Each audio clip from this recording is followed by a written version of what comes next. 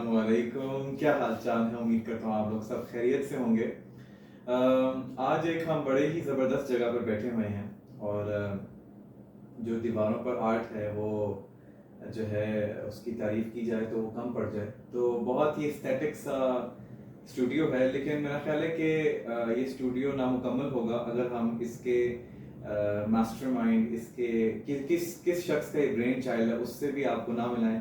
तो आज हमारे साथ साथ हैं डॉक्टर उबैदुल्ला साहब। कैसे हैं आप? ठीक मैं ठीक ठाक। वालेकुम अस्सलाम एंड अस्सलाम वालेकुम एवरीवन। कैसे हैं आप लोग? ठीक ठाक हैं जी।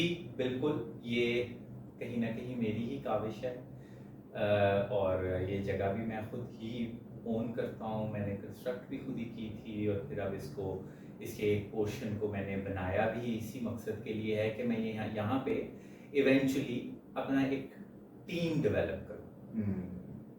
और मुझे ऐसा लगता है कि वो जो एक नॉर्मल डेफिनेशन होती है ना स्ट्रक्चर की और डिजाइनिंग की, उससे बड़ा हटके आपने इसके अंदर ना अपना फ्लेवर डाला है। क्योंकि जिस तरह ये जो सामने आपके पीछे दीवार है, इसके ऊपर पैटर्न्स बने हुए वो बिल्कुल अलग तरह के हैं, और जो मेरे पीछे दीवार है उसके ऊपर बिल्कुल अलग तरह के। तो बड़ा ही ना वाइब्रेंट और बड़ी विविड जगह है ये। हाँ जी, तो ये कहीं ना कहीं मेरी पर्सनैलिटी को भी डिपिक्ट कर रही है, इसको यही कहना चाहिए। मैं वैसे तो ये मैंने जगह जो थी, मैंने मेरा नीचे ग्राउंड फ्लोर पे जो है मेरा क्लिनिक है, क्योंकि बाय डिग्री मैं एक डेंटिस्ट भी हूँ, मेरा पॉली क्लिनिक है। लेकिन ऊपर अब मैं पिछले तकरीबन मेरा कोई 35 ईयर्स से मैं लाहौर पाकिस्तान की सड़कों पे अकेला अपनी जिंदगी के अच्छे बुरे फैसले कर रहा हूँ। फिर तकरीबन मुझे 30 ईयर्स हो गए हैं किसी ना किसी तरीके से छोटे मोटे काम करते हुए, पैसे कमाते हुए, पढ़ाई करते हुए और हर तरह से अपने आप को सेफ प्ले करते हुए, अपने फ्यूचर को देखते हुए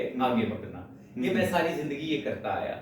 इवेंचुअली मुझे अब इस फेज में जाके फील हो रहा था कि मुझे ये नहीं यार, अब मुझे अपने साथ कुछ लोगों को ऐड ऑन जरूर करना है। बहुत हो गया अकेले खेलना, अब बहुत हो गया। एक जगह पे अकेले रहना बहुत अच्छी बात है, मैं बहुत पसंद करता हूँ, क्योंकि मैं आगे भी जो फ्यूचर में अपने काम कर रहा हूँ वो ज्यादातर मेरे स्मार्ट वर्क होंगे, मेरी इंटेलिजेंस की वजह से होंगे, मेरे ब्रेन की वजह से होंगे, और वो सारा कुछ मेरे अंदर ये इन्हीं स्ट्रीट स्मार्टनेस, बुक स्मार्टनेस और तजर्बे अकेले करते हुए, सोचते हुए, समझते हुए और अपने आप को चीजों से बचाते हुए, गुजरते हुए और हर तरह के रिस्क लेते हुए अकेले, उनकी वजह से वो हुआ है। लेकिन अब मेरे ऊपर थोड़ी बहुत जिम्मेदारी भी आती है कि मैं नए नए लोगों को, जैसे आप हो, जैसे ये जो आर्टिस्ट है जिसने ये सारा कुछ बनाया है मेरे साथ, उसने जीरो से इसको डेवलप किया।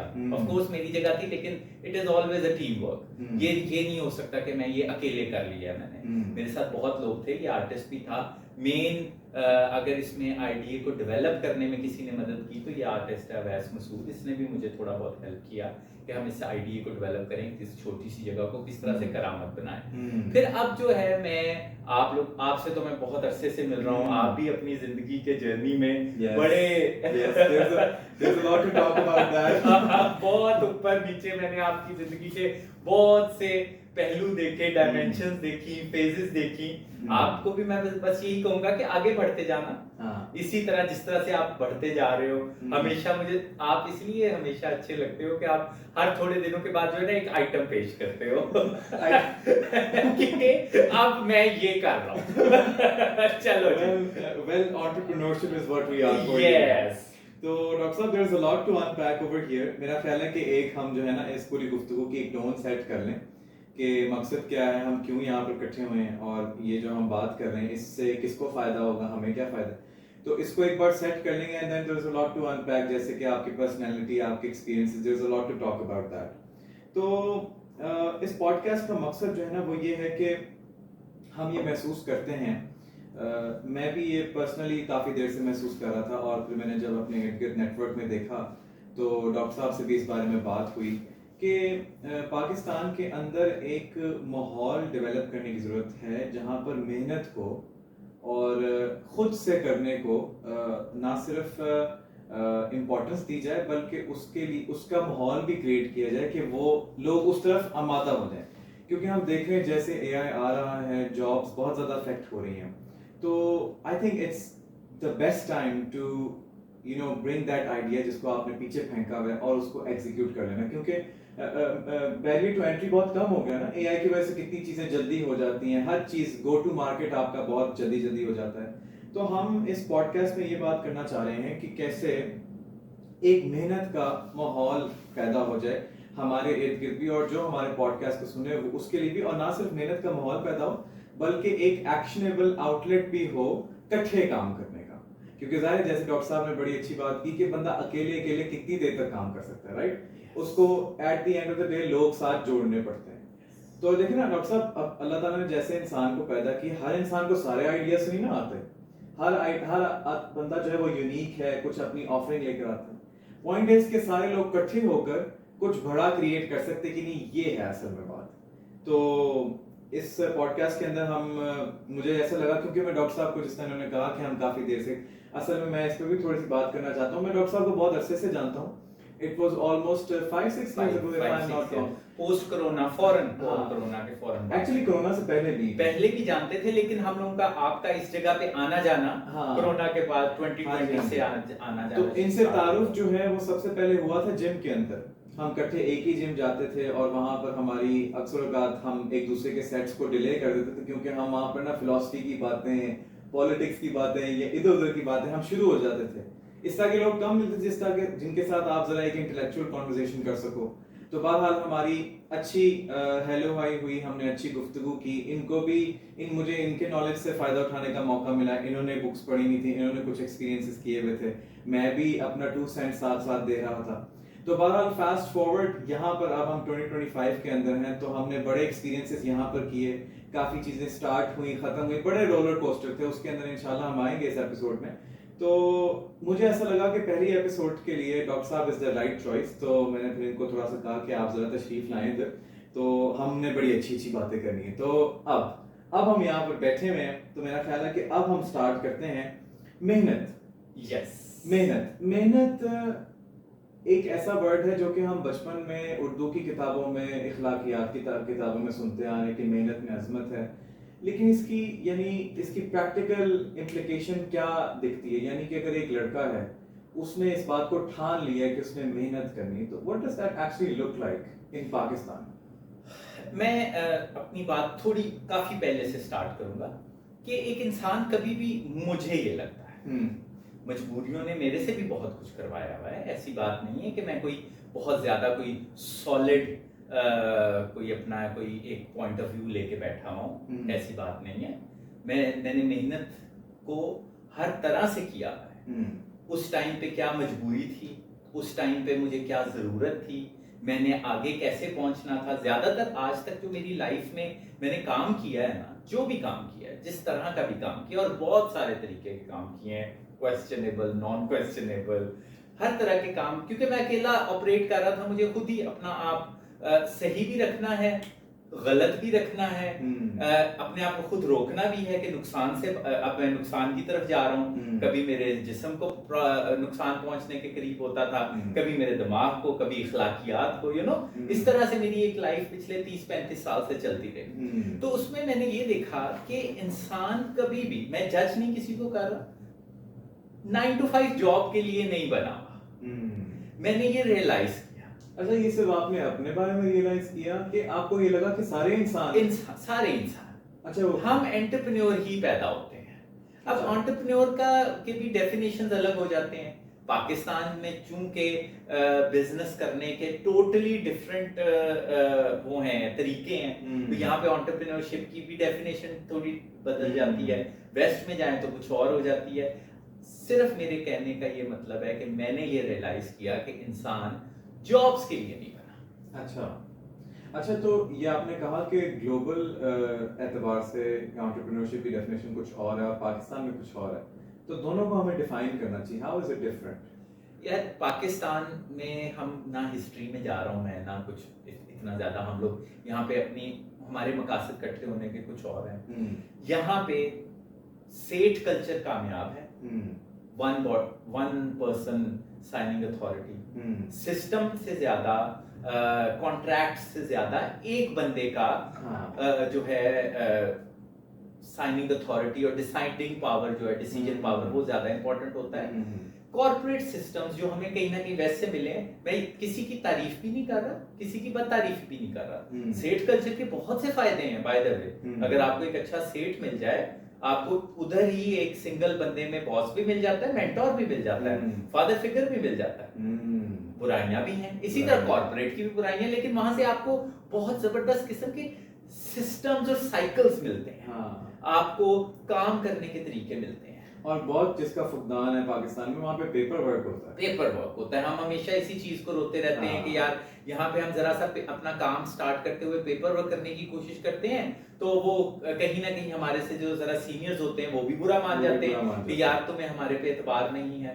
पेपर वर्क को और इन सारी चीजों को बुरा समझा जाता है। खैर बहरहाल हम अपनी बात पे दोबारा उधर ही आते हैं। अभी राइट नाउ हम दोनों तकरीबन middle class, upper middle class, socio economic status के लोग हैं, थोड़े से प्रिविलेज्ड हैं, थोड़े से ब्लेस्ड हैं। हम लोगों ने, मैंने तालीम तक रसाई है, कहीं ना कहीं हम लोगों को बहुत अच्छे बैकग्राउंड भी मिले, मुझे भी मिले, आपको भी मिले। तो मुझे ये फील होने लग गया था कि हमें एटलीस्ट अब जॉब के क्राइसिस के दौरान जॉब्स में से निकलना चाहिए। फिर उसी तरह जिस सोशियो इकोनॉमिक स्टेटस से हमें ये ब्लेसिंग्स और प्रिविलेजेस मिली हैं, यहाँ पे हमें कुछ नेगेटिव चीजें भी मिली हैं। माजरत के साथ में किसी के कल्चर, किसी के ट्रेडिशंस वगैरह को हिट ऑन नहीं कर रहा, किसी के वैल्यूज को हिट ऑन करने की कोशिश नहीं कर रहा। हमें बहुत ज्यादा स्ट्रिक्ट रूल्स एंड रेगुलेशंस और एक पाथवे मिली बिल्कुल सीधे जाने की। डिग्री करनी है, डॉक्टर इंजीनियर बनना है, फिर कंप्यूटर साइंसेज आ गए, फाइनेंस आ गया, बिजनेस एडमिनिस्ट्रेशन वगैरह वाली चीजें आ गई, कोर्सेज आ गए। हमने एक जॉब करनी है, थोड़े से बच्चे पैदा करने हैं और फिर मर जाना।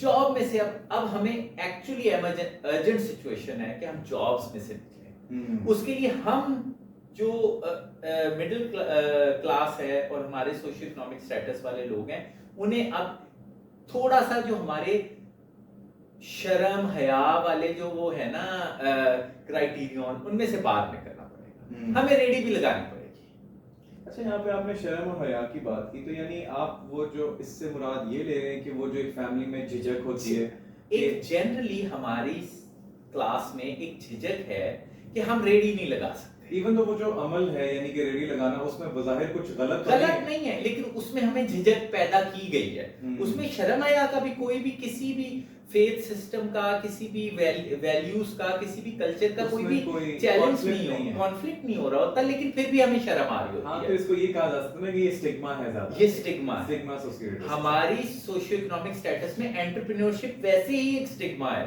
कि इसकी कोई रेगुलर जॉब नहीं है, ये तो टिक के नहीं बैठता, ये तो डॉक्टर है। मेरे साथ ये बहुत बड़ा प्रॉब्लम था। मैं क्योंकि मैंने डेंटिस्ट्री की डिग्री की है, मेरे इर्द गिर्द ननियाल ददियाल में इंजीनियर्स, डॉक्टर्स, मतलब मेरे ग्रैंड पेरेंट्स के रिश्तेदारों से लेके आज तक मेरे फर्स्ट कजन तक सब डॉक्टर, इंजीनियर्स वगैरह थे। तो मेरी उन्हें समझ ही नहीं आती थी। कभी मैं एक्टिंग कर रहा हूँ टीवी पे, कभी मैं अपना पढ़ भी रहा हूँ, मैं अपनी डिग्री भी कर रहा हूँ। उन्होंने ऑटोमेटिकली अज्यूम किया हुआ था कि मैंने बड़ी अच्छी डेंटिस्ट्री की डिग्री कर ली है, अब मैं इसी पाथ पे चलूं। मेरे लिए ये मुमकिन नहीं था। मैंने अपनी जिंदगी के तजुर्बात करने थे, मुझे एक इतनी जबरदस्त किस्म की अपॉर्चुनिटी मिली थी जिंदगी के नाम पे, मैं इसको इस तरह स्पॉइल नहीं कर सकता था। और मुझे ऐसा लगता है कि इंसान इस काबिल है कि वो एक से ज्यादा काम कर सकता है, क्योंकि वो रोबोट तो नहीं है ना, वो रोबोट नहीं है, और ऊपर से बना ही वो मल्टीटास्किंग के लिए है। मल्टी टैलेंटेड होता है इंसान। ये हमें समझना पड़ेगा कि हमें अपने बच्चों को, अगर हम इस कॉर्पोरेट सेक्टर की तरफ और जॉब की तरफ ला रहे हैं ना, तो ये बेसिकली उसके लिए मुश्किल है। अगर एक बच्चे को आप उसी तरह बड़ा होने देंगे तो वो एंटरप्रेन्योर ही बनेगा। गोया कि अगर हम बच्चे को उसके नेचुरल हैबिटेट में रखें तो he is naturally gonna become yes. और एंटरप्रेन्योर हम सिर्फ ये नहीं कह रहे कि एंटरप्रेन्योर से हमारी एक वो इन टर्मिनोलॉजीज के साथ ना कुछ इतने स्ट्रॉन्ग इमेजेस भी क्रिएट हो गए हैं कि एंटरप्रेन्योर का मतलब बिल गेट्स ही है, एंटरप्रेन्योर का मतलब ये इलॉन मस्क ही है। हमें एक और चीज भी याद रखनी चाहिए, हमसे ज्यादा एंटरप्रेन्योरशिप लोअर क्लास में है। They are very enterprising. वो कैसे? यार कितने सारे कामकारी होते हैं हमारे इर्द गिर्द ही। अभी हमने जो अभी प्लान बनाया है कि आप ही की पॉडकास्ट में हम ऐसे लोगों को लाएंगे जो हमारे सोशियो इकोनॉमिक स्टेटस से जरा से नीचे के लोग हैं। यार वो पूरी पूरी फैमिलीज काम कर रही होती हैं। ऑफ कोर्स थोड़े से उनमें उनके साथ ऐसे चीजें हैं जो कि ठीक होने की जिनको जरूरत है। उनकी तालीम, बच्चों की तालीम पे हमें फोकस करना चाहिए, उनकी हेल्थ पे फोकस करना चाहिए। लेकिन उनके छोटे छोटे बच्चे भी काम कर रहे होते हैं, माँ भी काम कर रही होती है, बाप भी काम कर रहा होता है, भाई भी काम कर रहा होता है, हर कोई काम कर रहा होता है और पैसे कमा रहा होता है। ऑफ कोर्स हर चीज को एक स्ट्रक्चर की जरूरत होती है, अदरवाइज वो आउट ऑफ कंट्रोल हो जाता है। सिस्टम्स तो चाहिए होते हैं ना, कोई एक असूल तो वजह करना ही होता है ना। तो उसमें मुझे मैं हमेशा अपने भी जो मेरे YouTube चैनल पे भी और वैसे भी जनरली मैं अपने इर्द गिर्द के लोगों को यही कहता हूँ कि मैं हूँ मिडिल क्लास का, अपर मिडिल क्लास और मिडिल क्लास के बीच में मैं शटलकॉक होता रहता हूँ। फैमिली भी मेरी और मैं भी, लेकिन मैं ऑपरेट लोअर क्लास की तरह करता हूँ। कुछ भी कर लिया पैसे कमाने के लिए, कोई शर्म नहीं। मैंने सोचा, एक दफा मैंने सोचा कि मैंने एक्टिंग करनी है, शौक पैदा हुआ, थोड़ा सा अटेंशन सीकिंग भी मेरे अंदर थी थोड़ी बहुत, तो मैंने एक्टिंग शुरू कर दी।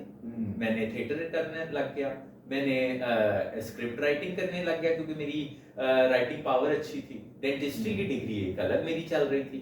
अच्छा, आपने अभी कहा कि मतलब पैसे के लिए कुछ भी मैंने किया और मैं कर भी लूंगा, तो शायद इससे कुछ लोग अनकंफर्टेबल हों, बिकॉज़ कुछ भी कर लेना एक काफी बड़ी टर्म है ना। तो लाइक यहाँ पर कोई प्रिंसिपल्स या कोई यहाँ पर कोई बुनियाद है जिसके ऊपर आप जज करेंगे कि अच्छा यार अगर तो ये बॉक्सेस टिक हैं तो ठीक है मैं ये कर लूंगा, तो वो इस तरह से कोई आपकी थॉट प्रोसेस में? बिल्कुल, मैंने जैसे हमारा यहाँ पे हम सिर्फ ये पॉडकास्ट के लिए नहीं इकट्ठे हुए, हम अपने बिजनेसेस को भी डिस्कस करते हैं, दूसरों को भी लाके यहाँ पे बिजनेसेस के प्लान्स करते हैं। जी जी जी।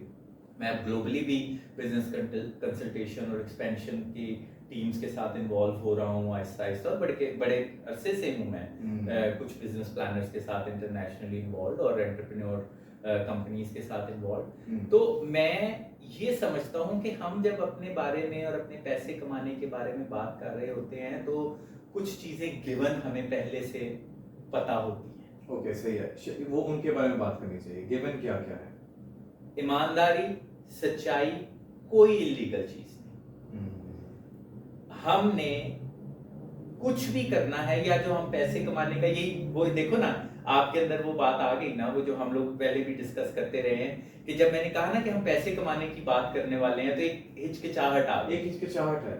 Maybe that's because of me belonging to a middle class family. ये मिडिल क्लास में है, मेरी भी क्लास में है ये। हम शर्माते हैं पैसों का मुतालबा करते हुए, even though हम कोई सर्विस दे रहे होते हैं। Yes, मैंने कई अपने इर्द गिर्द कई लोग देखे हैं जो कि अब माशाल्लाह बड़े सक्सेसफुल लोग हैं। वो जब काम के लिए बात करने भी बैठेंगे ना तो वो आखिरी वक्त तक कोशिश कर रहे होंगे कि वो नहीं पैसों की बात तो करने के लिए ही बैठे हैं, लेकिन वो अपनी तरफ से ये ज़हन में रख के एक इम्प्रेशन देने की कोशिश कर रहे होते हैं कि हमें पैसों की जरूरत नहीं है, हम वैसे ही आपके साथ बैठे हैं। अच्छा, आप I hope you are understanding my point कि वो the famous saying goes ना, there's no such thing as a free lunch. Yes, तो वो why not? उस बात को मेरा ख्याल है कबूल भी कर लेना चाहिए। Yes, कर लेना चाहिए, why not? हम क्यों नहीं पैसों के लिए एक दूसरे से मिल सकते, सिर्फ और सिर्फ पैसे कमाने के लिए अच्छे तरीके से। मैं हमेशा जो भी बात करता हूँ कि अच्छे तरीके से, अक्लमंदी से, सेफली प्ले करके, स्ट्रक्चर्स के साथ, सिस्टम्स के साथ, हम क्यों अपने साथ हम हमारे सोशियो इकोनॉमिक स्टेटस में, मैंने अपने इर्द गिर्द मैं अपने तो देखें जी मेरा जो तजर्बे हैं और जिन जिन जगहों से मैं होके आया हूँ मैं उनको थोड़ा थोड़ा जज भी करूंगा ना, क्योंकि मेरी अब मैं जिस एज ग्रुप में हूँ उसमें मेरे साथ थोड़ा बहुत मैंने कुछ चीजों के बारे में सोचना भी और फैसला भी करना है। कुछ चीजों को पॉजिटिव कहना है, कुछ चीजों को मैंने नेगेटिव कहना है। मैं उस एज ग्रुप में हूँ, ठीक है ना, कि मेरे तजर्बात क्या रहे हैं। मेरे तजर्बात ये रहे हैं कि मैंने बहुत से लोगों को ये बिहेव करते हुए देखा है। उन्हें काम भी चाहिए, उन्होंने काम करना भी है और बड़े जबरदस्त तरीके से करना है, और काम हासिल करने के लिए भी उन्होंने आगे बढ़ना है। लेकिन जब आप उन्हें ये कहोगे ना कि आप पैसे कमाने के लिए ये कर रहे हो तो वो बुरा मान जाएंगे। क्यों? क्या आप उन्हें ये कहोगे कि आप बहुत कंपेटिटिव हो पैसे कमाने के लिए, तो वो बुरा मान जाएंगे कि हमने उन्हें ये बात ही क्यों की है कि वो पैसे कमाने के लिए ये सब कुछ कर रहे हैं। ज्यादातर हमारे कॉम्प्लेक्स लोग जो हैं, हमारे माजरत के साथ ज्यादातर हमारे मिडिल क्लास में ना कुछ कॉम्प्लेक्स लोग भी हैं। कुछ लोगों को ये लगता है कि उन्हें हमेशा अच्छा इंसान कहा जाए, उन्हें एक बहुत मुहज्जब शहरी कहा जाए, वो बहुत जबरदस्त और अजीम इंसान है। कई हैं कि वो वेस्टर्न सोसाइटी से इतने ज्यादा इन्फ्लुएंस्ड होते हैं या इंफीरियरिटी कॉम्प्लेक्स का शिकार होते हैं, उसको यहाँ पर रिपोर्ट करना चाहते हैं विदाउट एनी थॉट। वो कहते हैं कि हम अंग्रेज लगे। हाँ। मैं अब अंग्रेजों के साथ जब काम कर रहा हूँ, और पहले भी जो मेरे बहुत से ऐसे लोग थे मेरी फैमिली में, मेरे पेरेंट्स और मेरे ग्रैंड पेरेंट्स में, जो वेस्टर्न लोगों के साथ और अंग्रेजों के साथ, गोरों के साथ बहुत ज्यादा उन्होंने काम किया हुआ था सारी जिंदगी। वो उतने अंग्रेज नहीं थे जितने हमारे मिडिल क्लास में आजकल बच्चों को अंग्रेज बनाने की कोशिश की जा रही है। हम नहीं देख रहे होते कि क्या बच्चे को किस तरह से पढ़ाई करवानी है, क्या उस सूट करता है, क्या बजट होना चाहिए। बस बच्चा किसी ना किसी तरीके से अंग्रेज लगे। एक ऑब्सेशन है उधर भी, और इधर एक और ऑब्सेशन है कि शरीफ लगे, वो हम वो अजीम इंसान लगे, हम नेक लगे। Maybe our people need a lot of work on self esteem. क्या ख्याल है? Yes, अपनी सेल्फ एस्टीम होनी चाहिए। ये एंटरप्रेन्योरशिप से आएगी। ये कहीं ना कहीं ये जो चीजें हैं ना, ये हमारी मिडिल क्लास में कॉर्पोरेट सेक्टर और हमारा सेट कल्चर, ये दोनों डालते भी हैं। हमें ये कंट्रोल करने का भी तरीका है ना, अपर क्लास का और इवन लोअर क्लास का भी। लोअर क्लास भी तो हर वक्त हमसे सिंपैथी मांगती रहती है ना। हमें वो खुश होते हैं कि उन्हें ये पता चले कि हम किसी अपनी तारीफ सुन के कि आप कितने अच्छे इंसान हैं, तो वो हमसे पैसे ले लें। तो कहीं ना जो मिडिल क्लास है वो ऊपर से भी उसके ऊपर हमला हो रहा है, बहुत नीचे से भी हमला हो रहा है। मैं जितना मिडिल क्लास में फंसा हुआ अपने आप को फील करता हूँ ना सोशियो इकोनॉमिक स्टेटस में, मैं इतना गरीब हो, मैं ये नहीं कह रहा, मैं आई एम वेरी ब्लेस्ड, मैं ये नहीं कह रहा कि मैं गरीब हो जाऊं, ऐसी बात नहीं है कि मैं लोअर क्लास की तरफ चला जाऊं या मेरे से सब कुछ छिन जाए। नहीं, मैं ऐसा नहीं चाहता। मुझे लालच है इतना कि मैंने अब इतनी, जो भी मेरे पास है, जो भी मुझे इनहेरिटेंस में मिला है या वैसे मैंने बनाया है, वो रहे। लेकिन स्टिल एक लेकिन वो जो बैगेज है ना, ये तो पॉजिटिव नेगेटिव दोनों चीजें हैं। कि मैं ऑपरेट, आप मुझे अपनी पर्सनल लाइफ में देखोगे ना, मैं बिल्कुल लोअर क्लास के लोगों की तरह ऑपरेट करता हूँ। हाई क्लास वाले मेरे पास पैसे नहीं है कि मैं उस तरह से ऑपरेट कर सकूं। They are very smart people. Lower class वाले भी they are very smart people. When you say smart and you say the same thing about the elite and the lower class, so smart से यहाँ से क्या मना है? They know their aims. They are not confused. Focused है। Focused है। वो कोई भी काम जो है ना अजमत के लिए कर रहे हैं, ना वो recognition के लिए कर रहे हैं, ना कोई वो अपना एक इमेज बनाने के लिए कर रहे हैं। वो बहुत फोकस है कि इससे पैसे आने चाहिए, हमें काम मिलना चाहिए, हमारा कारोबार चलना चाहिए, हमारी आज की दिहाड़ी लग जाए। उनका वो बहुत ज्यादा माजरत के साथ इतने ज्यादा अपने साथ फेरी टेल्स अटैच करने के हक में नहीं होते कि हम गुजरे तो लोग झुक जाएं और कहें वाह वाह क्या कमाल बाबा जी गुजरे हैं। उन दोनों को इस चीज की कोई परवाह नहीं है। उन दोनों को सिर्फ और सिर्फ परवाह है कि उन्होंने आज का दिन कैसे काटना है, ये एम है उनका जी, उसको कैसे हासिल करना है। हमारे अंदर कंपटीशन इस तरह के होने चाहिए। हमारे मिडिल क्लास में कुछ लोग ये कर रहे होते हैं लेकिन वो मानने को तैयार नहीं होते क्योंकि इर्द गिर्द के लोग उन्हें जज कर रहे होते हैं। वैसे आपको नहीं लगता कि जो इस बात को सुन रहा होगा वो ये शायद कहे कि अगर तो हमने सिर्फ ये चीज पैसे के लिए करनी तो लाइफ बहुत ब्लैक एंड व्हाइट हो जाएगी। What's the beauty in that?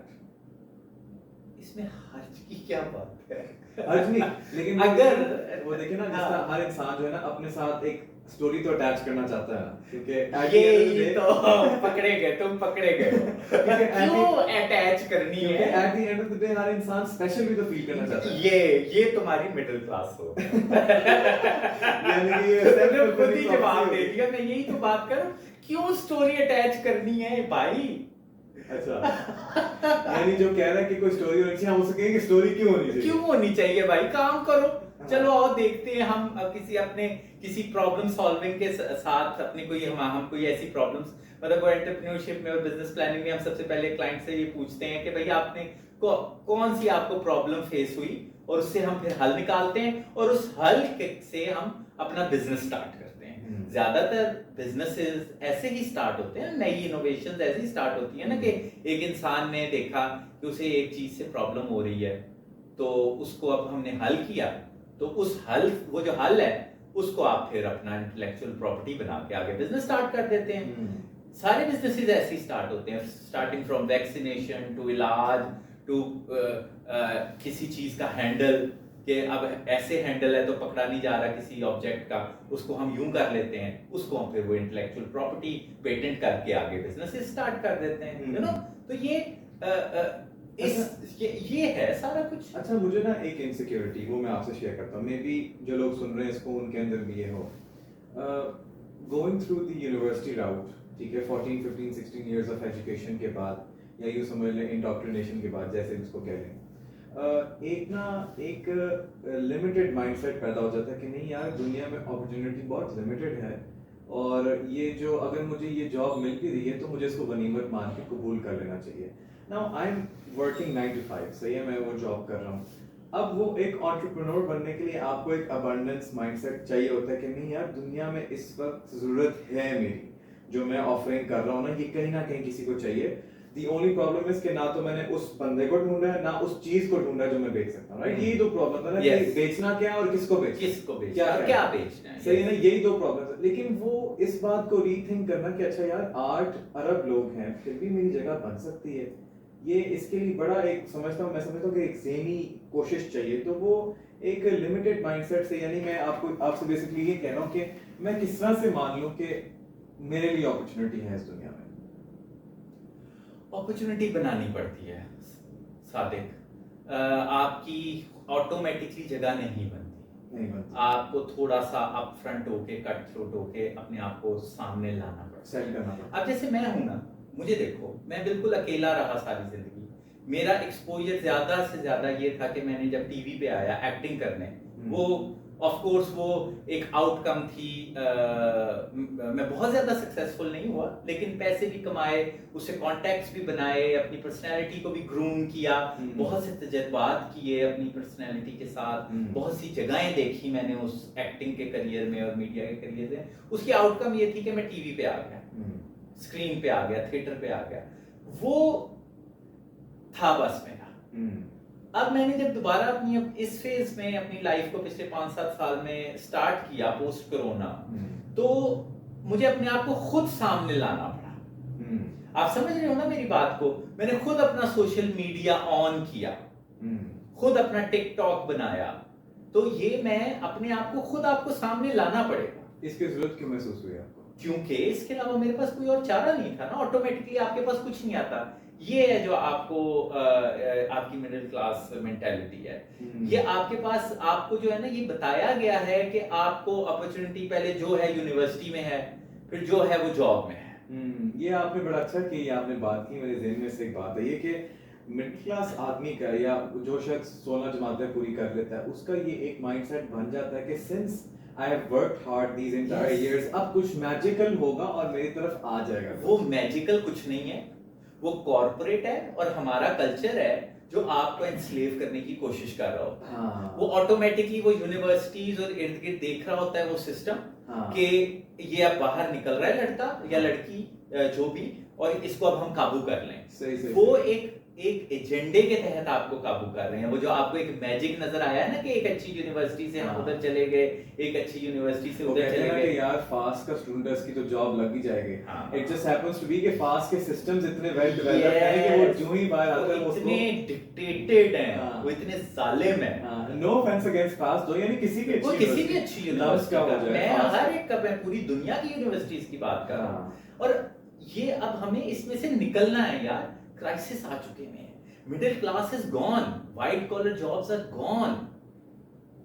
अब हमें ये क्राइसिस का भी टाइम है हमारे ऊपर, मिडिल क्लास के ऊपर स्पेशली, ये जो सोशियो इकोनॉमिक स्टेटस हमारे हैं ना, मैं राइट नाउ जो भी अभी देख रहा हूँ कि इंसान जो खासतौर पे जो वाइट कॉलर लोग हैं ना हमारे जैसे, और जो हमारे जैसे लोग पढ़े लिखे लोग अपने आप को, even PhD doctors, they are gone, इनकी जॉब्स आहिस्ता आहिस्ता खत्म होती जा रही हैं। अच्छा, आपने ये बात की कि middle class is almost being finished, सही है, पीएचडीज भी जा रही हैं।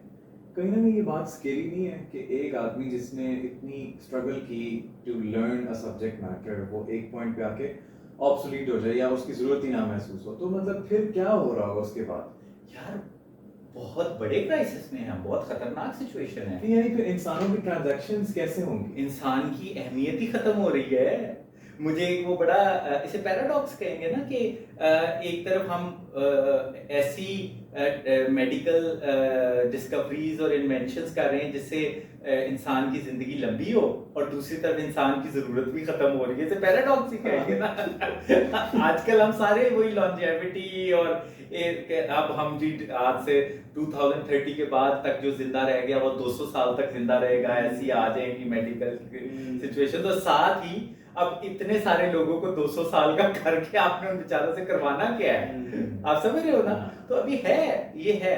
मेरी बचत क्या हुई, मुझे पता ही नहीं था लाइफ में कि मैंने क्या करना है। मैं पिछले 35 साल से सड़कों पे था, हाथ पैर मार मार के मैं इतना पॉलिश्ड हो गया आजकल के चैलेंजेस के लिए। मैंने जो स्क्रीन टेस्ट, ऑडिशंस, एक्टिंग के लिए ऑडिशंस, इंटरव्यूज, हर चीज को ट्राई किया, सब कुछ ट्राई किया, बहुत सारी गलतियां की, ब्लंडर्स मेरे ज्यादा हैं लाइफ के, पर्सनल लाइफ के भी, प्रोफेशनल लाइफ के भी। मैंने बहुत बड़ी बड़ी गलतियां की, लेकिन अब वो फायदा दे रही हैं, अब ये क्राइसिस के लिए मुझे लगता है कि मैं बड़ा आइडियल हो गया। आगे पता नहीं क्या होगा, लेकिन मैं जब अपने इर्द गिर्द के कंटेम्परेरीज को देखता हूँ जो मेरी एज के हैं, जो सिर्फ और सिर्फ एक डिग्री की बेस पे अपनी पूरी पूरी लाइफ को लेके चल रहे हैं, मुझे उनके लिए डर लगता है। अभी भी मैं यहाँ पे जो अपनी इस जगह को मैंने जो बनाया है, मेरा मेन मकसद पैसे कमाना तो है ही, अपने आप को आगे लेके जाना तो है ही, वो तो मेरा रहेगा जब तक मैं जिंदा हूँ। मैं पैसे भी खुद ही कमाता रहूंगा, मुझे कोई इसमें मसला नहीं है, शर्म नहीं है कि मैंने पैसे कमाने हैं, पैसे इकट्ठे करने हैं, पैसे जोड़ने हैं, मैंने कमाने ही हैं, क्योंकि पीछे एज सच मेरी कोई बहुत जबरदस्त सपोर्ट सिस्टम्स नहीं है कि मैंने अपने आप को खुद ही बचाना है। I need to save myself first और सिक्योर करना है। तो इसी तरह मैं अब बच्चों को भी सिक्योर करना चाहता हूँ, अपने इर्द गिर्द के बच्चों को, कि भाई निकलो इन चक्करों में से, इन सिस्टम्स में से। और अभी मैं आपको ये सारा सिस्टम आपके हैंड ओवर करते हुए मैं सिर्फ आपको ये वाली एक एडवाइस करूंगा कि आप भी छोड़ दो ये ना चीजें सेल करना छोड़ दो, कि अगर हम पॉडकास्ट पे आ रहे हैं तो हम दुनिया को चलाने के, जिंदगी गुजारने के असूल बताएं। छोड़ दो सियासत कहाँ जा रही है, ये इतना बड़ा मसला नहीं है अभी राइट नाउ। हमारी वैल्यूज कहाँ जा रही हैं, ये भी इतना बड़ा मसला नहीं है। ये माजरत के साथ ये अपने आप को सेल करने के तरीके हैं। सोशल मीडिया प्लेटफॉर्म्स पे हर कोई अपने आप को सेल कर रहा है, इससे हट जाओ। गोया कि कुछ हॉट टॉपिक्स हैं that are selling, that are right now in the market. Yes, हम अभी उस बहस में ना ही पड़े तो बेहतर है। वो यूजफुल भी नहीं है लोगों को। यूजफुल है, लोग मिलियनर्स और बिलियनर्स बन जाते हैं जो उसको सेल कर रहे हैं, लेकिन जो सामईन हैं, जो सुनने वाले हैं, वो मुझे थोड़े स्टूपिड लग रहे होते हैं कि आप एक रैंडम आदमी के कहने पे सोशल मीडिया पे अपनी जिंदगी के फैसले क्यों कर रहे हैं। आप अपनी अवेयरनेस और कॉन्शियसनेस को इतना इंक्रीज करें, इनहांस करें, अपने बच्चों को इतना एक्सपेरिमेंट करने दें कि हमारा अपना फैसला हो हर चीज का, ना कि एक रैंडम बंदा आके सोशल मीडिया पे, हमारी टिकटॉक पे या यूट्यूब पे हमारी पूरी जिंदगी के वे को बदल दे। ये आप समझ रहे हो ना? उसको तो फायदा ही है। पाकिस्तान में रहते हुए आप हॉट टॉपिक्स जो भी हैं, मैं उनका नाम नहीं लूंगा, हमें पता है, उनके किसी के खिलाफ बात करने लग जाओ, किसी के हक में बात करने लग जाओ, थोड़ा सा स्ट्रेटेजिक हो जाओ, उससे आपको पैसे भी मिलने लग जाएंगे, रिकॉग्निशन भी, इज्जत भी मिलने लग जाएगी। लेकिन अभी आप प्लीज ये मत करना। तो आपने ये बात की कि middle class is almost being finished, सही है, पीएचडीज भी जा रही हैं। कहीं ना कहीं ये बात स्केरी नहीं है कि एक आदमी जिसने इतनी स्ट्रगल की to learn a subject matter, वो एक पॉइंट पे आके ऑब्सोलीट हो जाए या उसकी ज़रूरत ही ना महसूस हो, तो मतलब फिर क्या हो रहा होगा उसके बाद? यार बहुत बड़े क्राइसिस में है, बहुत खतरनाक सिचुएशन है। यानी फिर इंसानों की ट्रांजैक्शंस कैसे होंगी? इंसान की अहमियत ही खत्म हो रही है। मुझे वो बड़ा इसे पैराडॉक्स कहेंगे ना कि एक तरफ हम ऐसी मेडिकल डिस्कवरीज और इन्वेंशंस कर रहे हैं जिससे इंसान की जिंदगी लंबी हो, और दूसरी तरफ इंसान की जरूरत भी खत्म हो रही है। इसे पैराडॉक्स ही कहेंगे ना। आजकल हम सारे वही लॉन्जेविटी और अब हम जी आज से 2030 के बाद तक जो जिंदा रह गया वो 200 साल तक जिंदा रहेगा, ऐसी आ जाएगी मेडिकल सिचुएशन। तो साथ ही अब इतने सारे लोगों को 200 साल का करके आपने उन बेचारों से करवाना क्या है? आप समझ रहे हो ना? तो अभी है, ये है। मेरी बचत क्या हुई, मुझे पता ही नहीं था लाइफ में कि मैंने क्या करना है। मैं पिछले 35 साल से सड़कों पे था, हाथ पैर मार मार के मैं इतना पॉलिश्ड हो गया आजकल के चैलेंजेस के लिए। मैंने जो स्क्रीन टेस्ट, ऑडिशंस, एक्टिंग के लिए ऑडिशंस, इंटरव्यूज, हर चीज को ट्राई किया, सब कुछ ट्राई किया, बहुत सारी गलतियां की, ब्लंडर्स मेरे ज्यादा हैं लाइफ के, पर्सनल लाइफ के भी, प्रोफेशनल लाइफ के भी। मैंने बहुत बड़ी बड़ी गलतियां की, लेकिन अब वो फायदा दे रही हैं, अब ये क्राइसिस के लिए मुझे लगता है कि मैं बड़ा आइडियल हो गया। आगे पता नहीं क्या होगा, लेकिन मैं जब अपने इर्द गिर्द के कंटेम्प्रेरीज को देखता हूँ जो मेरी एज के हैं, जो सिर्फ और सिर्फ एक डिग्री की बेस पे अपनी पूरी पूरी लाइफ को लेके चल रहे हैं, मुझे उनके लिए डर लगता है। अभी भी मैं यहाँ पे जो अपनी इस जगह को मैंने जो बनाया है, मेरा मेन मकसद पैसे कमाना तो है ही, अपने आप को आगे लेके जाना तो है ही, वो तो मेरा रहेगा जब तक मैं जिंदा हूँ। मैं पैसे भी खुद ही कमाता रहूंगा, मुझे कोई इसमें मसला नहीं है, शर्म नहीं है कि मैंने पैसे कमाने हैं, पैसे इकट्ठे करने हैं, पैसे जोड़ने हैं, मैंने कमाने ही हैं, क्योंकि पीछे एज सच मेरी कोई बहुत जबरदस्त सपोर्ट सिस्टम्स नहीं है कि मैंने अपने आप को खुद ही बचाना है। I need to save myself first और सिक्योर करना है। तो इसी तरह मैं अब बच्चों को भी सिक्योर करना चाहता हूँ, अपने इर्द गिर्द के बच्चों को, भाई निकलो इन चक्करों में से, इन सिस्टम्स में से। और अभी मैं आपको ये सारा सिस्टम आपके हैंड ओवर करते हुए मैं सिर्फ आपको ये वाली एक एडवाइस करूंगा कि आप भी छोड़ दो ये ना चीजें सेल करना छोड़ दो कि अगर हम पॉडकास्ट पे आ रहे हैं तो हम दुनिया को चलाने के, जिंदगी गुजारने के असूल बताएं। छोड़ दो सियासत कहाँ जा रही है, ये इतना बड़ा मसला नहीं है अभी राइट नाउ। हमारी वैल्यूज कहाँ जा रही हैं, ये भी इतना बड़ा मसला नहीं है। ये माजरत के साथ ये अपने आप को सेल करने के तरीके हैं। सोशल मीडिया प्लेटफॉर्म्स पे हर कोई अपने आप को सेल कर रहा है, इससे हट जाओ। गोया कि कुछ हॉट टॉपिक्स हैं that are selling, that are right now in the market. हम अभी उस बहस में ना ही पड़े तो बेहतर है। वो यूजफुल भी नहीं है लोगों को। यूजफुल है, लोग मिलियनर्स और बिलियनर्स बन जाते हैं जो उसको सेल कर रहे हैं, वो तो हो जाते हैं, लेकिन जो सामईन है, जो सुनने वाले हैं, उनका क्या? मुझे थोड़े स्टूपिड लग रहे होते हैं कि आप एक रैंडम आदमी के कहने पे सोशल मीडिया पे अपनी जिंदगी के फैसले क्यों कर रहे हैं? आप अपनी अवेयरनेस और कॉन्शियसनेस को इतना इंक्रीज करें, इनहांस करें, अपने बच्चों को इतना एक्सपेरिमेंट करने दें कि हमारा अपना फैसला हो हर चीज का, ना कि एक रैंडम बंदा आके सोशल मीडिया पे, हमारी टिकटॉक पे या यूट्यूब पे हमारी पूरी जिंदगी के वे को बदल दे। ये आप समझ रहे हो ना? उसको तो फायदा ही है। पाकिस्तान में रहते हुए आप हॉट टॉपिक्स जो भी हैं, मैं उनका नाम नहीं लूंगा, हमें पता है, उनके किसी के खिलाफ बात करने लग जाओ, किसी के हक में बात करने लग जाओ, थोड़ा सा स्ट्रेटेजिक हो जाओ, उससे आपको पैसे भी मिलने जाएंगे, रिकग्निशन भी, इज्जत भी मिलने लग जाएगी। लेकिन अभी आप प्लीज ये मत करना। तो सोशल मीडिया की ताकत को इस तरीके से हार्नेस किया जाए कि जो सुनने वाले हैं उनका भी फायदा हो जाए, हमारा भी फायदा हो जाए। इसके लिए फिर क्या हिकमत अमली है? इसके लिए सिर्फ यही हिकमत अमली है, आम जिंदगी में भी, सोशल मीडिया पे भी, आप सिर्फ और सिर्फ अपनी लाइफ को आगे लेके किस तरह जाना है, अपने आप को प्रोफेशनली। देखो, हम माने ना माने, हमारे लिए फाइनेंसेस बहुत इंपॉर्टेंट होते हैं यार। यहाँ पे भी जो हम एक जगह पे बैठे हुए हैं, एवरीथिंग इज अबाउट मनी। हाँ, उसको हमने यूज कैसे किया, कमाया कैसे, दैट्स अ सेपरेट इशू, वो बहुत इंपॉर्टेंट इशू इम्पोर्टेंट है, लेकिन जरूरी है। आप ये समझ लें कि इंसानों की जो जिंदगी की पेशरफ्त है वो पैसे के साथ यूं जुड़ी हुई है, जो जुड़ी हुई है, और इसको मान लेना चाहिए।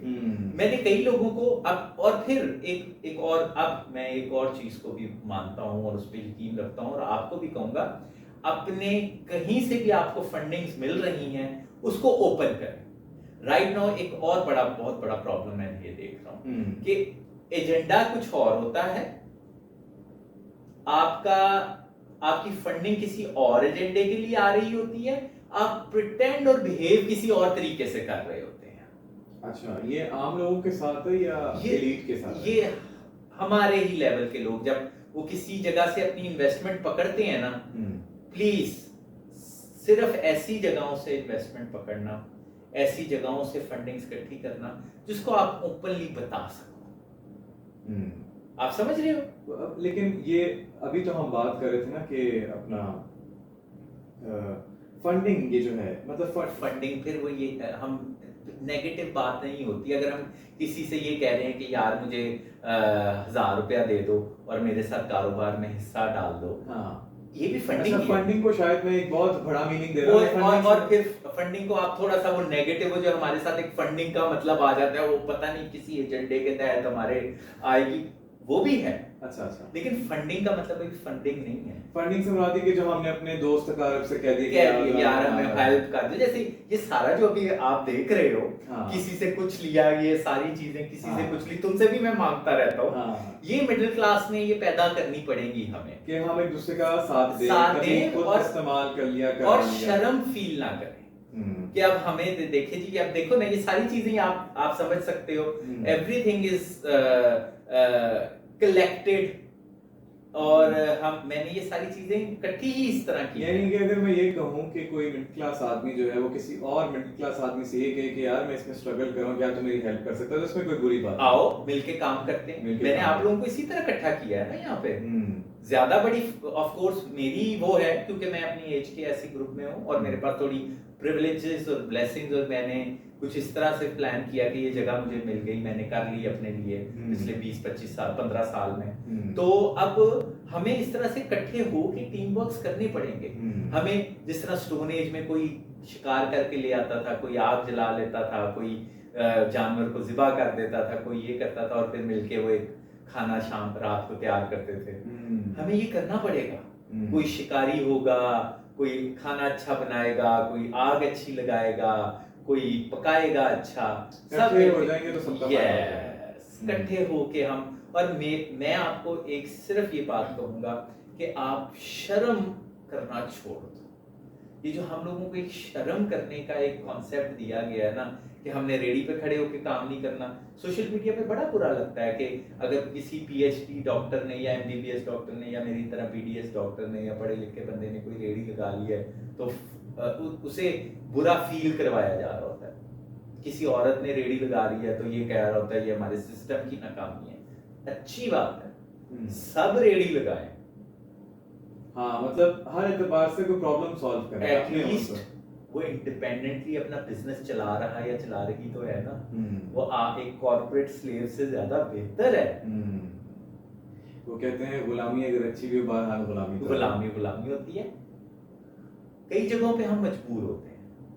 मैंने अपनी लाइफ बहुत ज्यादा मजबूरी के तहत काम करते हुए, और वो उस गुलामी को अगर एक ट्रांजिशनरी पीरियड के तौर पर ले लिया है तो चलो ये भी ठीक, बहुत अच्छी बात है। और आपको पता होना चाहिए कि अभी हम ये जो काम करने लगे हैं ये मजबूरी के तहत करने लगे हैं, और हमने अपनी कितनी फ्रीडम को इनके हवाले करना है। हाँ, यानी माना मेरे हालात तो अभी यही कह रहे हैं कि मैं करूं, लेकिन मैंने ज़हनी तौर पर इसको कबूल नहीं किया। और कितना अपने आप को उसके अंदर इंडल्ज करना है उस स्लेवरी में, हमारी उसकी अवेयरनेस और कॉन्शियसनेस होनी चाहिए। मैं आपको भी यही कहूंगा, अपने इर्द गिर्द जो टीम है उसको भी मैं हमेशा यही बताता रहता हूँ, अपने इर्द गिर्द जो जूनियर्स हैं, अपनी अवेयरनेस और कॉन्शियसनेस को इतना स्ट्रॉन्ग बना लो कि अगर कभी आप लोगों को मजबूरी के तहत काम करना भी पड़े तो आपको पता हो कि हमने कितना करना है। बिल्कुल ही आप उसके अंदर इंडल्ज ना करते जाओ और उस विशियस साइकिल का हिस्सा ना बन जाओ। ये बड़ा इंपॉर्टेंट है। यस, कि उसको ट्रांजिशनरी पीरियड के तौर पर लिया जाए। आई थिंक डॉक्टर साहब विद दैट सेड मेरा ख्याल है एक बड़ी ही अच्छी टोन सेट हो गई है इस पॉडकास्ट के लिए, और हमारे जो लिसनर्स हैं वो क्या एक्सपेक्ट कर सकते हैं, मैं उसको समराइज करना चाहूँगा, और जहाँ पर मैं कोई चीज़ मिस आउट करूँ या कुछ आप ऐड करना चाहें तो आप मुझे बिल्कुल रोक सकते हैं। तो इस पॉडकास्ट का मकसद ये है कि एक तो एंटरप्रेन्योरशिप और खुद से काम करने का, वेदर इट्स रेडी और it's the next $1 million idea, we don't know, $1 billion idea. बहुत सारे लोग ऐसे होंगे जिनके पास ब्रिलियंट आइडिया होगा लेकिन वो कभी उनको वो माहौल नहीं मिला। तो कुछ भी हो जाए, प्रॉब्लम सॉल्विंग और एंटरप्रेन्योरशिप को परवान चढ़ाना है, और उसके लिए ना सिर्फ हमने इस पॉडकास्ट को एक फैसिलिटेटर के तौर पर लेकर आना है, बल्कि हम भी कहीं ना कहीं उसमें इन्वॉल्व होना चाहते हैं, क्योंकि मैं भी बिजनेसेस बनाना चाहता हूँ, आप भी बिजनेसेस बनाना चाहते हैं। तो समझ लें कि ये पॉडकास्ट जो है एक सेफ स्पेस है, एक ग्रोथ वाली स्पेस है for anybody who wants to start a business in Pakistan. यहाँ की टेक्निकलिटीज और डिफिकल्टीज को मैनूवर करते हुए किस तरह के माहौल में कैसे पनपना है, किन चीज़ों से बचना है, किन चीज़ों को अपनाना है, किस चीज़ को अपने फ़ायदे में इस्तेमाल करना है, और entrepreneurship is what we are here for. End में मैं ये कहूँगा कि ये सारा सिस्टम आप लोगों को मैं हैंड ओवर कर तो रहा हूँ, लेकिन आप भी जहन में रखें कि मैं क्या समझता हूँ, मेरा क्या पॉइंट ऑफ व्यू है लाइफ का, मेरा क्या तजर्बा है लाइफ का, मैं आप लोगों से क्या करवाना चाहता हूँ। उसमें एक और भी बहुत ज़बरदस्त पॉइंट है, एक बहुत इंपॉर्टेंट पॉइंट है, मैं जो आपको कहूँगा कि हर अपने टीम मेंबर को लीडर बनाओ। मैं आपको अक्सर ये बात करता हूँ कि मुझे बड़े लोगों से और बुजुर्गों से, अपने बड़े बुजुर्गों से ये शिकायत है कि वो खुद लीडर बॉस बनने की कोशिश कर रहे होते हैं। अपने जूनियर्स को लीडर बनाओ। अब जैसे आप हो, मैं चाहूंगा कि इधर कुछ ऐसे बच्चे भी आए, 15-15, 16-16 साल के भी आए, जो लीड करें, जो मुझे लीड करें। हम हमारे से सीनियर्स और मैं, हमें अपनी ईगोस को अब कम कर लेना चाहिए। राइट नाउ मुझे ये पता है कि जितनी टेक्नोलॉजी और जितनी दुनिया चेंज हो रही है ना, बच्चे हमसे ज्यादा अवेयर हो चुके हैं। सही है। मैं अभी राइट नाउ ये समझता हूँ, अभी थोड़े देर पहले ही, शायद आज ही हम बात कर रहे थे कि मैं चाहता हूँ कि इस जगह को कोई 16-17 साल का बंदा लीड करे। लीडर्स पैदा करना, एम्पावर करना बच्चों को, उनको कंट्रोल करने की कोशिश ना करना। आपको थोड़ा सा कॉन्फिडेंस देने के लिए ना कुछ चीजें बर्दाश्त भी करनी पड़ेगी। मैं अगर अपनी लाइफ को देखूं, बच्चों की, दूसरे लाइफ टीनेजर्स की देखूं, आई वाज अ वेरी क्या कहना चाहिए, बड़ा एक लाउड किस्म का इंसान था। कुछ लोगों ने मेरे इर्द गिर्द मुझे बहुत बर्दाश्त किया, तो फिर मेरे अंदर ये कॉन्फिडेंस और ये अवेयरनेस और ये सब कुछ आया। आपको भी यही करना है, हर एक को कंट्रोल मत करें। हाँ जाहिर है, लेकिन जो बड़ा होता है वो ये कर सकता है कि वो माहौल ऐसा पैदा करे कि वो जो बच्चा है या जो लर्नर है, जो उसका डिसाइपल है, वो यानी उस खाके में बन जाए जिसमें वो चाहता है कि वो बन जाए। मैं डिसाइपल से डिसएग्री करूंगा। डिसाइपल यानी डिसाइपल कहना ठीक है, एक स्टूडेंट समझ में, एक आप डिसाइपल तो शायद ज्यादा स्ट्रांग वर्ड, और काफी आप स्ट्रांग वर्ड यूज करते हो। यानी स्टूडेंट कह रहे, स्टूडेंट बेहतर। और देखो ना, अब मेरे में और तुम्हारे अंदर कितना जमीन आसमान का फर्क है, हमारी पर्सनल चॉइसेस का, हमारे पर्सनल शौक का, हमारे पर्सनल लाइफस्टाइल का, सोचने का, जिंदगी गुजारने का, लेकिन फिर भी हम इकट्ठे हुए हैं ना।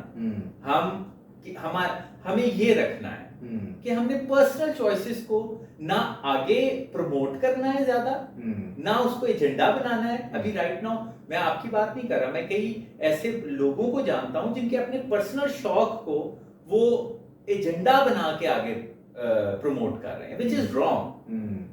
पर्सनल लाइफ, पर्सनल शौक, पर्सनल चॉइसेस एक अलग चीज है, उसमें आपके पॉलिटिकल व्यूज भी आ जाते हैं, सब कुछ आ जाता है। काम करना है तो फिर वो आपने काम करना है, आपने टीम में हर एक की चीजों का, पर्सनल चॉइसेस का रिस्पेक्ट भी करना है और एक दूसरे पे मुसल्लत भी नहीं करनी। I think when it comes to working together ना, जो चीज मैटर करती है वो ये है कि क्या आपके दरमियान जो है चीजें ट्रांसपेरेंट हैं, ऑनेस्ट हैं, एक असूल पर आप खड़े हैं कि नहीं, सच्चाई है, ईमानदारी है। As long as it is there, तो मेरा ख्याल है कि कोई मसला नहीं है। आप वक्त की पाबंदी है, वादे की पाबंदी है, हेर फेर कोई नहीं है, तो फिर सब कुछ ठीक है। बाकी चीजों को अभी प्लीज छोड़ दें आप आप अभी सिर्फ और सिर्फ काम करने की कोशिश करें और काम करने में, मेहनत करने में शर्म महसूस ना करें और अपने आप को, ये जो हमारे ऊपर इतने इन्वायरमेंटल जो हमारे ऊपर फोर्सेस काम कर रही हैं हम लोगों को गुलाम बनाने की, ज़हनी, शख्सी, जिस्मानी गुलाम बनाने की, उनसे जरा निकलें आप। तो ये जगह इसी मकसद के लिए है। Everyone is welcome here. मैं यहाँ पे चाहता ही ये हूँ कि लोग आते जाते रहें, अपने काम करते रहें, और मैं नहीं चाहूंगा कि मेरी पर्सनल चॉइसेस आप लोगों के काम में कोई डिस्टर्बेंस क्रिएट करें। डॉक्टर साहब, मेरा ख्याल है कि मैं एक बार फिर आपका शुक्रिया अदा करूंगा कि आपने एक तो अपना वक्त निकाला। I really value that. और ये जो मेरा विजन था या जो मेरी सोच थी, उसको एक जगह ठिकाने लगाने के लिए हमारे पास स्टूडियो भी आ गया, बहुत एस्थेटिक सा, ज़बरदस्त था। तो मुझे उम्मीद है कि यहाँ पर बड़े अच्छे और ज़बरदस्त प्रॉब्लम सॉल्वर्स, अच्छे एंटरप्रेन्योर्स आएंगे, क्योंकि जाहिर है हम तो अकले कुल नहीं है ना, हमें तो सब कुछ नहीं पता। बिल्कुल, बहुत सारे लोगों को बहुत सारी बातें पता है, तो हमें उनकी जरूरत है। मिलजुल के बैठ के सोच विचार करो, प्रॉब्लम सॉल्विंग करो, बिजनेसेस क्रिएट करो, सपोर्ट करो एक दूसरे को, और कुछ चीजों में से निकल आओ प्लीज। और यहाँ पे बहुत सी चीजें और बेहतर होती जाएंगी। मैं चाहता हूँ, अभी हम लोगों की एक और भी बात हो रही थी कि आइडियलिस्टिक ना बनो, परफेक्शनिस्ट ना बनो। स्क्रीन पे अपनी, मैंने भी जो अपना YouTube चैनल शुरू किया है ना, वो इस इनकम्प्लीट स्टूडियो से ही शुरू किया है। आहिस्ता आहिस्ता इसको हम बेहतर करते जाएंगे। ये एक बहुत बड़ा स्टेप है यार, ये मेरे लिए बहुत बड़ा स्टेप है कि यहाँ पे मैं एक दिन अकेला बैठा हुआ था आज से 8-10 महीने पहले, और अभी हम एक्चुअली यहाँ पे पॉडकास्ट रिकॉर्ड कर रहे हैं। Thanks to you as well कि आप आए और आपने आके ये स्टेप लिया। थैंक्स टू दीज आर्टिस्ट जिन्होंने ये किया। I really appreciate you for believing in me कि आपने मुझे काबिल समझा कि मैं इसको टेक अप करूं। तो अब ये है कि अब I'm excited what the future holds for us and for all the people who are listening। ये सबके लिए विन-विन होना चाहिए। कोई अगर एक बेनिफिट करे ना, दूसरे का वक्त जाया हो रहा है या नुकसान हो रहा है, तो उसमें मजा नहीं है। आप लोग एंजॉय करें, एक्सपेरिमेंट्स करें, सोचें, समझें, प्रॉब्लम्स लेके आए, उनकी प्रॉब्लम सॉल्यूशन यहाँ से लेके जाएं। ये हमारा मेन मकसद है। और अच्छे तरीके से अपने आप को फाइनेंशियली इंडिपेंडेंट करने की कोशिश करें और फाइनेंशियली स्ट्रांग करने की कोशिश करें और काम करें। बेहतरीन है मेरा ख्याल है। यहीं पर इसको इख्तिताम करते हैं इसका, और मेरा ख्याल है माइक भी, एक मेटाफोरिकल माइक भी ड्रॉप कर देते हैं। यस, एंड इंशाल्लाह see you in the next episode. Thank you. अस्सलाम वालेकुम। वालेकुम सलाम, अल्लाह हाफिज।